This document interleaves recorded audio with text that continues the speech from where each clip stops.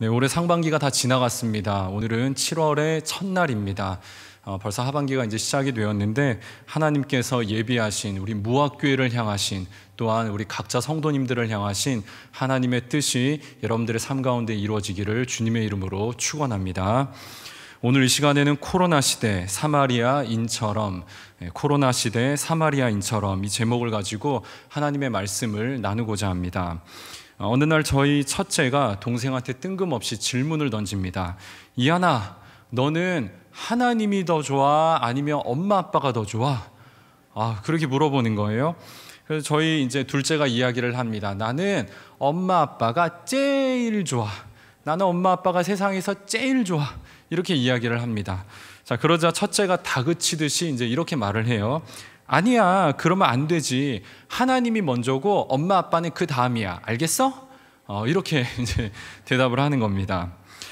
자, 하나님을 1번으로 사랑해야 한다고 동생에게 신앙교육을 시키는 그 모습이 참 기특하다, 이러한 생각이 좀 들기도 했지만은 또 한편으로는 동생에게 다그치듯이 이 신앙교육을 시키는 모습이 그다지 좋아 보이지는 않는다, 그런 생각이 좀 들었습니다. 그리고 무엇보다 하나님은 1번, 엄마 아빠는 2번, 이렇게 사랑이라고 하는 것을 번호를 매겨서 이야기한다는 것이 조금은 이상하다, 이제 그런 생각이 좀 들었습니다. 저는 우리 아이들이 하나님을 가장 사랑하는 아이로 자라기를 늘 기도하고 그렇게 가르치고 있습니다. 하지만 우리 아이들이 하나님을 사랑한다는 이유로 사람에 대한 관심을 제쳐두고 사람은 뒤로 미뤄두고 그저 하나님 앞에 나아가서 예배하고 말씀 보고 기도하는 조금은 좀 편협하고 좀 치우친 신앙인으로 자라기를 원하지는 않습니다. 그래서 제 딸에게 이 하나님의 사랑을 보다 더 균형 있게 가르쳐 줄 필요가 있겠다, 그러한 생각이 들어서 제가 이렇게 답변을 좀 교정을 해 주었습니다. 이음이 말대로 하나님을 첫 번째로 사랑해야 되는 게 맞아. 그런데 하나님을 사랑한다면 사람을 사랑해야 되고 사람을 사랑하면 하나님을 사랑하는 게 되는 거야. 아빠 잘 모르겠어. 이렇게 이야기를 합니다. 그래, 잘 모르겠지. 잘 기억을 해놔. 기억만 해놓고 나중에 이해되는 날이 있을 거야. 제가 이렇게 답을 해주었습니다. 하나님을 사랑하는 것과 사람을 사랑하는 것이 같은 행위라는 것이죠. 하나님을 사랑한다고 해서 사람을 잊어버리거나 사람에 대한 관심을 뒤로 제쳐놓으면 그것은 반쪽짜리 신앙이 되어버리고 만다는 것입니다. 오늘 성경 말씀도 바로 이 점을 이야기하고 있어요. 하나님의 사랑은, 하나님 사랑은 사람 사랑으로 완성된다라고 말씀하고 있다는 것입니다. 자, 이제 본문으로 들어가서 말씀을 한 절씩 살펴보도록 하겠습니다. 우리 25절에서 27절까지의 말씀을 우리 한 목소리로 봉독하겠습니다. 시작. 어떤 율법 교사가 일어나 예수를 시험하여 이르되 선생님, 내가 무엇을 하여야 영생을 얻으리이까? 예수께서 이르시되 율법에 무엇이라 기록되었으며 내가 어떻게 읽느냐? 대답하여 이르되 내 마음을 다하며 목숨을 다하며 힘을 다하며 뜻을 다하여 주 너의 하나님을 사랑하고 또한 내 이웃을 내 자신같이 사랑하라 하였나이다. 아멘. 자, 어떤 율법 교사가 예수님을 찾아와서 예수님께 질문을 던집니다. 예수님, 어떻게 해야 영생을 얻을 수 있습니까? 그러자 예수님이 대답 대신에 질문을 던지십니다. 율법에 뭐라고 기록이 되어 있느냐? 그러자 율법 교사가 이렇게 대답을 하죠. 우리 27절의 말씀을 다시 한번 읽어보겠습니다. 시작. 대답하여 이르되 내 마음을 다하며 목숨을 다하며 힘을 다하며 뜻을 다하여 주 너의 하나님을 사랑하고 또한 내 이웃을 내 자신같이 사랑하라 하였나이다. 아멘. 자, 이 말씀은 하나님 사랑, 이웃 사랑에 관한 말씀입니다. 그리고 이 말씀은요, 신명기 6장 5절에 있는 말씀이고요, 또 레위기 19장 18절에 있는 말씀을 인용한 것입니다. 구약에는 총 613개의 율법이 있다고 하죠. 그런데 이 많은 율법들이 어떤 정신의 기초에 있느냐 하면은 하나님 사랑과 이웃 사랑의 기초에 있다라는 것입니다. 그리고 이 율법을 연구하는 사람들은 이제 하나님을 사랑하는 것만큼 사람을 사랑하는 것이 중요하다고 가르쳤다라는 것이죠. 자, 이 율법 교사가 율법 정신에 대해서 대답을 너무나 잘 했습니다. 그러자 예수님이 말씀을 하세요. 가서 그대로 실천해라. 그 길에 영생이 있을 것이다. 자, 그러자 율법 교사가 또다시 질문합니다. 예수님, 그러면 우리의 이웃, 내 이웃은 누구입니까? 이렇게 또 질문을 던져요. 율법 교사의 질문에 대해 예수님께서는 또 대답 대신에 이야기를 하나 들려주시기 시작을 합니다. 이 이야기가 우리가 너무나도 잘 알고 있는 선한 사마리아인의 이야기이죠. 자, 30절에서 35절까지는 선한 사마리아인에 관한 이야기가 기록이 되어 있습니다. 우리 30절의 말씀 같이 한번 읽어봅니다. 시작. 예수께서 대답하여 이르시되 어떤 사람이 예루살렘에서 여리고로 내려가다가 강도를 만나매 강도들이 그 옷을 벗기고 때려 거의 죽은 것을 버리고 갔더라. 아멘. 자, 이제 이야기 속에서 어떤 한 사람이 등장을 합니다. 그리고 이 사람은 예루살렘에서 여리고로 내려가던 중이었어요. 그러다 강도를 만나게 되고 거의 죽기 직전의 상태가 이제 되어버렸죠.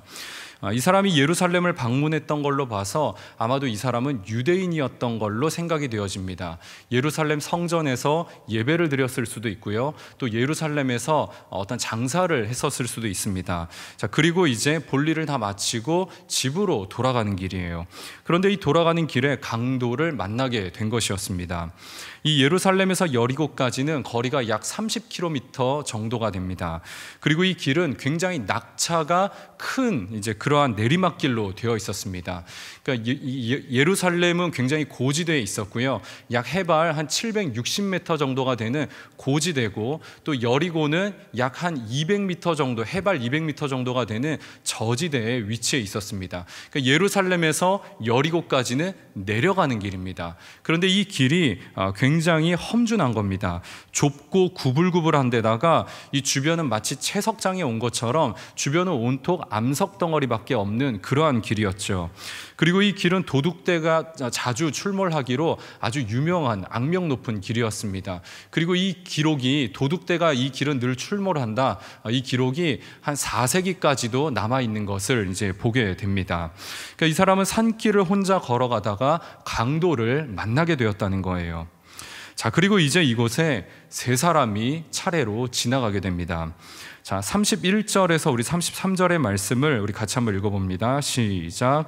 마침 한 제사장이 그 길로 내려가다가 그를 보고 피하여 지나가고, 또 이와 같이 한 레위인도 그곳에 이르러 그를 보고 피하여 지나가되, 어떤 사마리아 사람은 여행하는 중 거기 이르러 그를 보고 불쌍히 여겨. 아멘. 자, 제사장, 레위인, 사마리아인, 이렇게 세 사람이 차례로 이제 이곳을 지나가게 됩니다. 먼저 첫 번째로 제사장입니다. 이 제사장은 예루살렘에서 성전을 예배하는 일, 또 성전을 섬기는 일을 주로 했던 사람이죠. 당시의 제사장들은 24개의 조로 이루어져 있었습니다. 그래서 자기 차례가 되면은 예루살렘에 올라가서 예배를 드리는 거예요. 그리고 예배를 섬기는 일이, 그 봉사 기간이 다 끝나고 나면은 이제 자기 집으로 돌아와서 이제 쉬는 것이었습니다. 당시 제사장과 레위인들은 주로 여리고에 많이 모여서 살았다고 하는 기록이 있습니다. 그래서 아마도 이 제사장도 성전에서 봉사하는 기간이 다 끝나서 이제 자기 집으로 돌아가는 길이었을 겁니다. 그런데 집으로 돌아가는 길에 강도 만난 사람을 보게 됐다는 것이죠. 그런데 이 제사장의 반응은 어떠했냐면은 피했다라는 거예요. 그를 보고 피하여 지나가고. 피했다라고 말씀하고 있습니다. 제사장이 그 자리를 피한 것에 대해서는 일반적으로 두 가지 이제 견해가 있습니다. 먼저 첫 번째로는 율법 규정 때문에 피했다고 보는 겁니다. 이 율법의 규정에 의하면은 시체를 만지지 말라고 하는 규정이 있습니다. 시체를 만지게 되면은 내 몸이 더러워지고 오염이 되기 때문에 이 또 거룩한 직분을 수행하는 제사장으로서 그 일을 하지 마라, 시체를 만지지 말라고 하는 이제 그러한 규정들이 있죠. 예외가 있는데 직계 가족이 사망했을 때에만 시체와 접촉이 가능했습니다. 그런데 지금 제사장이 보니까 이 사람이 죽어 있는 것 같은 거예요. 그러니까 시체니까 만지면 안 되겠다. 그래서 그 자리를 피했다라는 겁니다. 자, 두 번째로는 제사장이 강도 만난 사람을 보고 두려워했다라는 거예요. 이 지역은 이제 강도가 자주 출몰하는 아주 악명 높은 지역이었기 때문에 괜히 내가 좋은 마음으로 이 사람을 도와주려고 했다가 지금 주변에 숨어서 강도떼들이 보고 있다가 나에게 와가지고 나도 똑같이 이렇게 강도를 당하고 나도 거의 죽기 직전의 상태가 되면은 어쩌지? 그러한 두려운 마음이 들어서 이 자리를 빨리 피했다라는 것이죠. 자, 이러나 저러나 어떤 이유가 됐던지 간에 이 제사장의 반응이 굉장히 아쉽기만 합니다. 자, 두 번째로 레위인이에요. 자, 레위인은 이제 제사장을 도와서 성전에서 봉사하는 사람이었습니다. 이 제사장이나 레위인이나 전부 다 이제 레위 지파에 속한 사람으로 성전에서 일을 하는 사람들이었죠. 자, 이 사람도 제사장과 마찬가지로 성전에서 봉사 의무 기간이 다 마치고 집으로 돌아가는 길이었던 것 같습니다. 그런데 집으로 돌아가는 길에 역시나 강도 만난 사람을 보게 되었어요. 그리고 이 사람의 반응은 앞에 제사장과 똑같은 반응을 보이는 겁니다. 그를 보고 피하여 지나가되, 성경이 말씀하고 있죠. 똑같은 반응을 보이는 겁니다. 자, 레위인이 그 자리를 피한 이유도요, 아마 제사장과 비슷했을 겁니다. 시체와 접촉하게 되면은 내가 부정하게 되니까. 또 지금 이 지역은 굉장히 도둑대가 많이 출몰하는 지역이기 때문에 나도 저렇게 당하면 어떻게 하나 두려운 마음이 들어서 그 자리를 피했을 거라고 이제 추정을 해볼 수 있습니다. 자, 어쨌거나 레위인의 반응도요, 역시나 아쉽기는 마찬가지죠.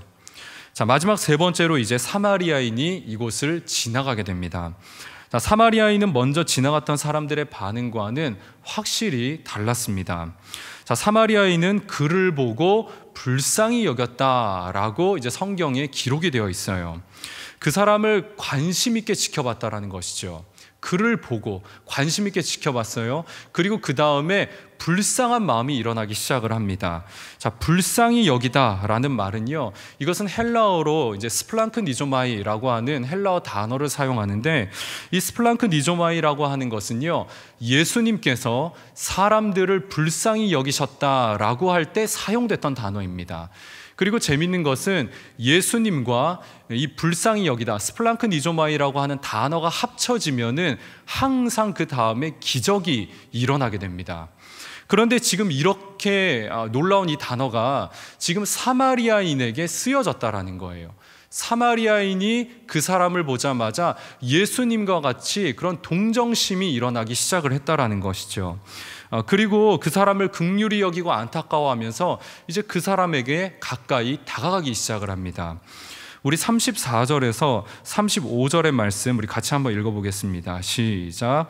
가까이 가서 기름과 포도주를 그 상처에 붓고 싸매고 자기 짐승에 태워 주막으로 데리고 가서 돌보아 주니라.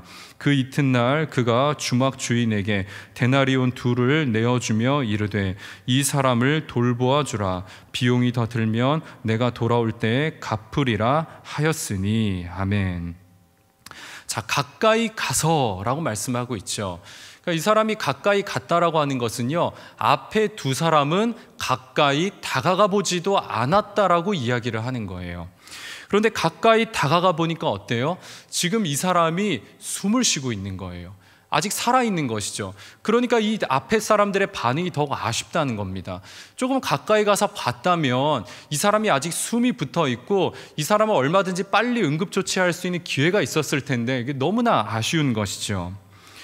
여러분, 이 사마리아 사람들도요, 사마리아 오경이라고 하는 자신들만의 경전이 있습니다. 근데 이 경전에 보면은 지금 유대인들과 마찬가지로 시체를 가까이 하면 몸이 부정해진다라고 하는 이와 비슷한 규정이 있습니다.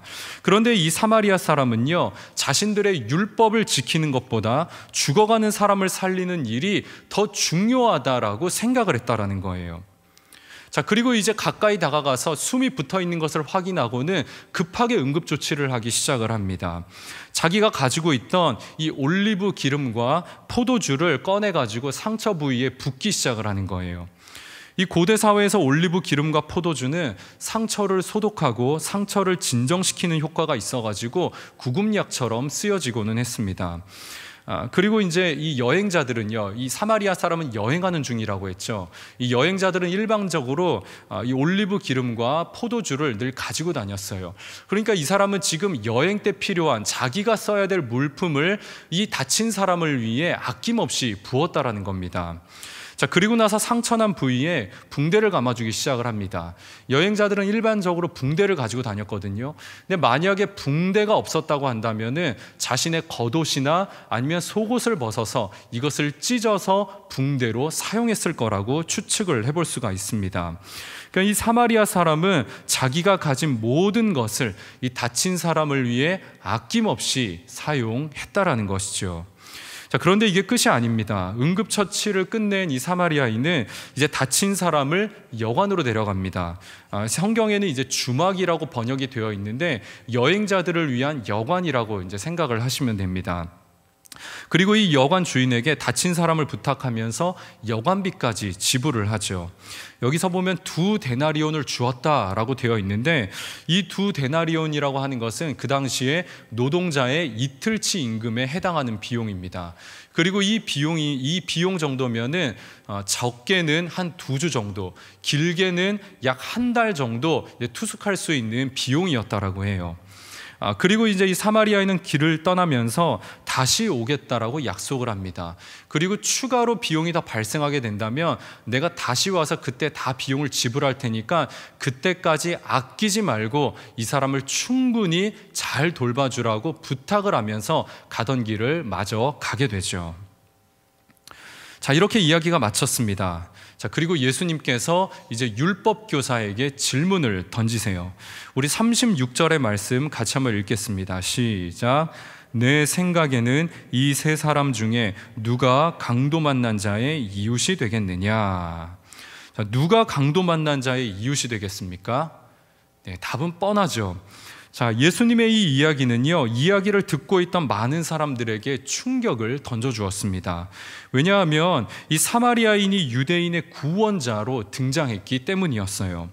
이야기를 듣던 많은 유대인들은 제사장이나 레위인이 이 다친 사람을 구원해 줄 것이라고 그렇게 기대하면서 이야기를 들었습니다. 그러나 예수님은 유대인이 가장 경멸하는 이방인의 범죄에도 들지 못하는 이 사마리아인을 등장시켜가지고 유대인을 구원시켰다라는 것이에요.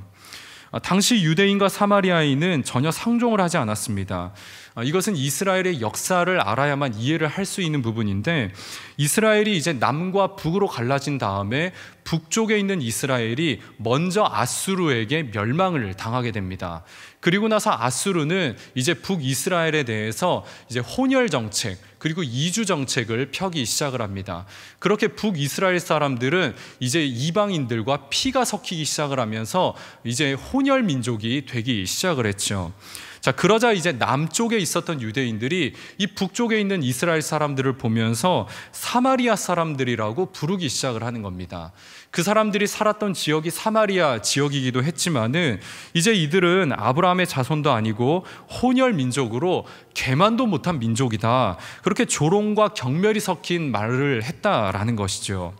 자, 이렇게 상종도 못할 사마리아인이 유대인의 구원자로 등장하게 되니까 이야기를 듣던 많은 사람들이, 특별히 유대인들이 굉장히 충격에 빠지게 되었다라는 거예요.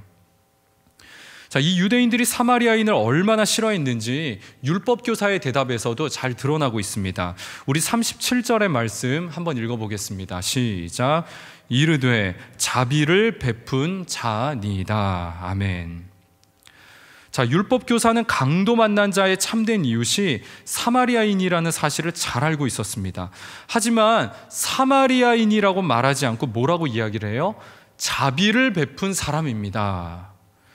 차마 사마리아 사람이라고 직접적으로 말하기를 꺼려했다라는 거예요. 거부했다라는 것이죠. 그 정도로 유대인들은 사마리아인을 경멸하고 싫어했다는 것입니다. 자, 그런데 예수님께서 굳이 이 사마리아인을 이야기에 등장시키셨던 이유는 무엇인가 하면은 율법의 참된 정신을 깨닫게 하시기 위해서였다라는 거예요. 자, 29절로 다시 돌아가서 보시면은요, 이 율법 교사가 예수님에게 질문했던 의도를 다시 한번 보세요. 자기를 옳게 보이려고. 율법교사는 자기 의에 사로잡힌 사람이었습니다. 그러니까 이 율법교사는 율법의 정신을 누구보다 잘 알고 있었던 사람이에요. 하지만 하나님 사랑, 이웃 사랑의 이 율법의 정신을 머리로만 알았지 가슴으로는 이해하지 못했다라는 겁니다. 자, 이야기에 등장하는 이 제사장과 레위인도 한번 보세요. 이들은 사람을 불쌍히 여기는 마음이 부족했습니다. 율법을 지키는 일은 중요하지만 만약 이 일이 생명과 직결된 일이라면 어떻게 해야 사람을 살릴 수 있을 것인가, 규정을 보다 더 유연하게 해석해서 적용하려는 그러한 긍휼의 마음, 그런 긍휼의 자세가 필요하다라고 주님은 말씀하시는 것이죠. 율법이 존재하는 이유는 사람을 살리기 위해 존재하는 것이지 율법을 지키기 위해 존재하는 것이 아니라는 것을 주님은 가르치고자 하셨다라는 것입니다. 자, 두 번째로 예수님께서 이 사마리아인을 이야기에 등장시키셨던 이유는 사랑에는 차별이 없다라는 것을 가르치시기 위해서였습니다.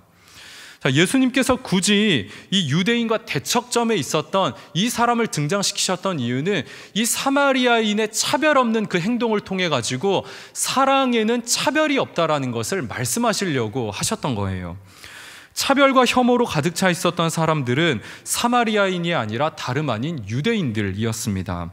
차별과 혐오, 또 율법에 갇혀서 사랑을 실천하지 못했던 유대인들보다 차별 없이 율법을 뛰어넘는 헌신적인 사랑을 보여주었던 이 사마리아인이 차라리 더 하나님의 사람들처럼 보여지고 있습니다.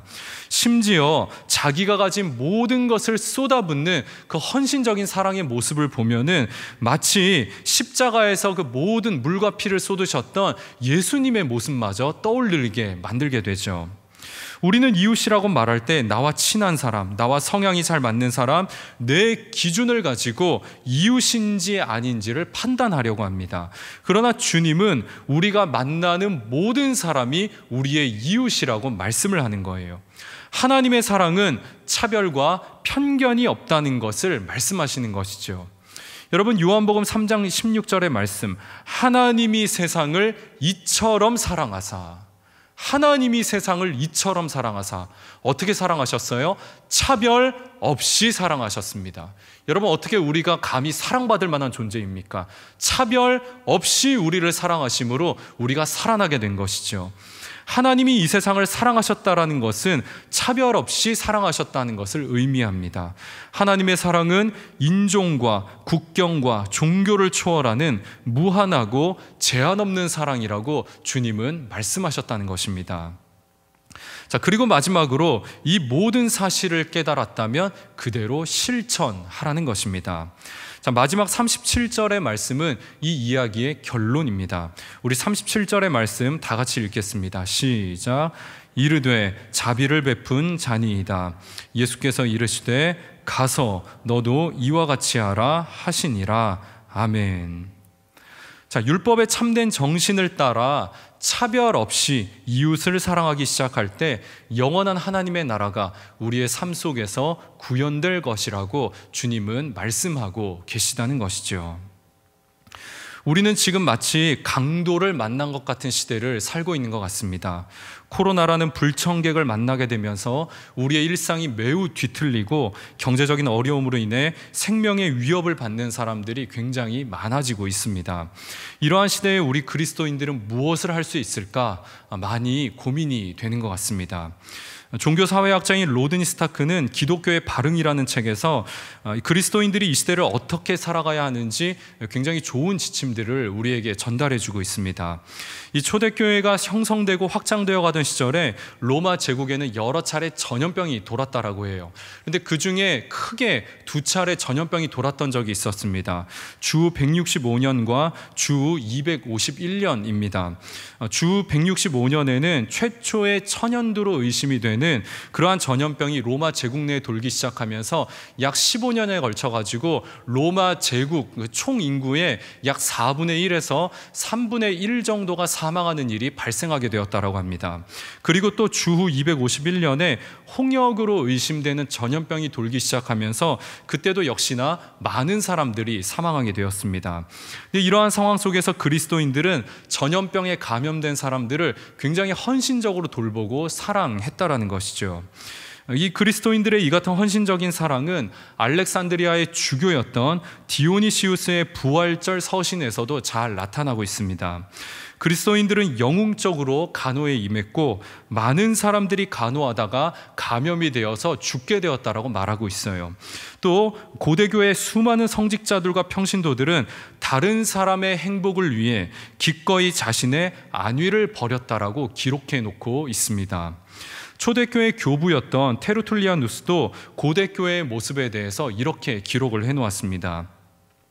교회의 헌금들은 이교도의 신전에서 그리하는 것처럼 축제, 주연, 만찬을 위해 사용되지 않았다. 그것들은 오직 가난한 사람들의 장례를 위해 사용되었고 버려진 소년, 소녀들, 도움이 필요한 부모들과 노인들이 기거할 집을 마련하는 데 쓰였다.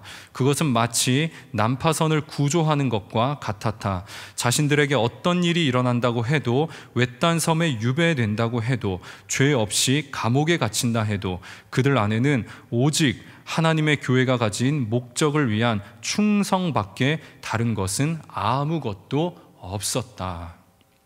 자, 전염병이 돌면 이방인들은 가장 먼저 그 마을을 떠나갔습니다. 그런데 그리스도인들은 떠나가지 않고 그 마을에 남았어요. 그리고 전염병에 감염된 사람들을 굉장히 헌신적으로 돌보았습니다.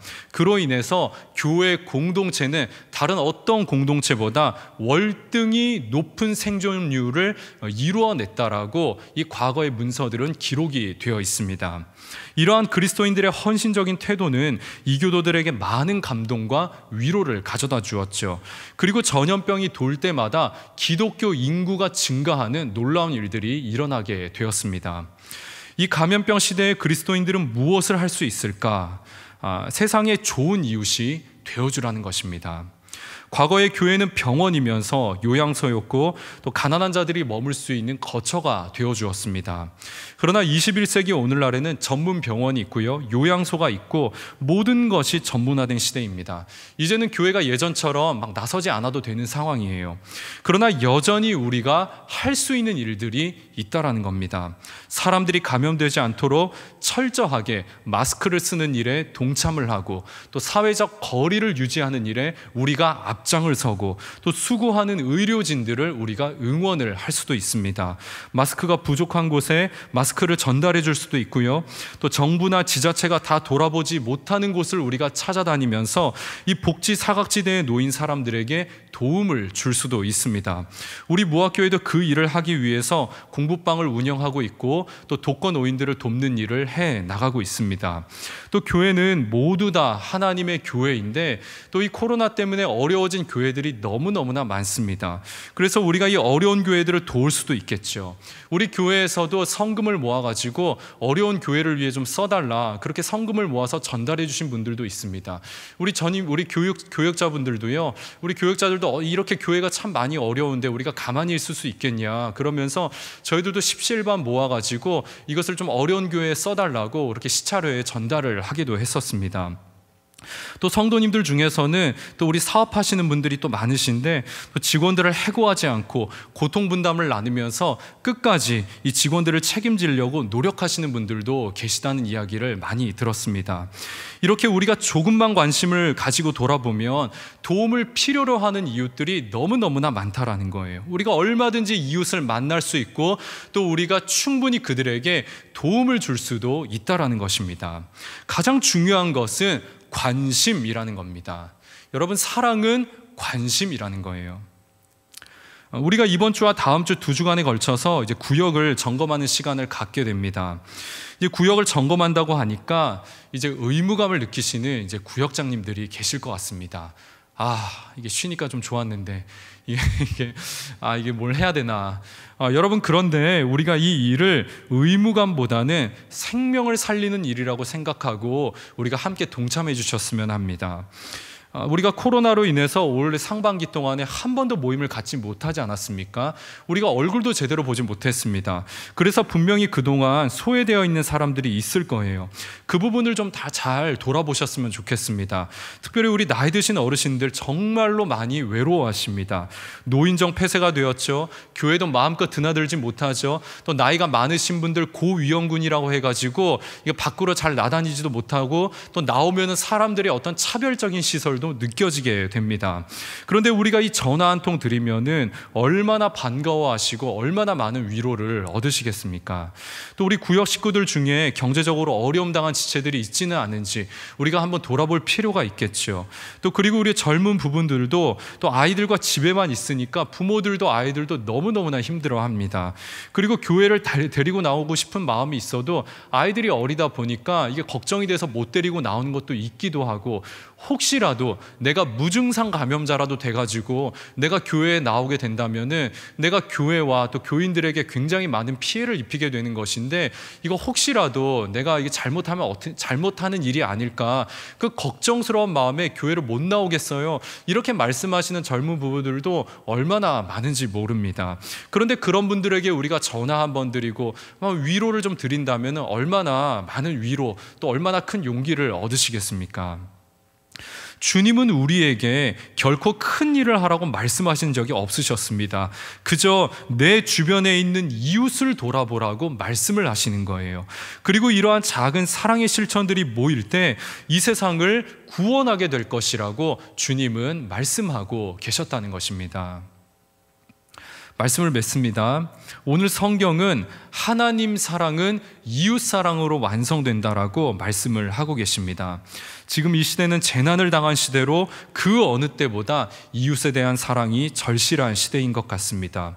사마리아 사람이 차별적인 시선을 거두고 유대인에게 헌신적으로 도움을 주었던 것처럼 우리들도 만나는 모든 사람들을 이웃으로 삼고 죽어가는 많은 생명들을 살려내는 축복의 삶을 살게 되는 저와 여러분 모두가 되시기를 주님의 이름으로 축원합니다.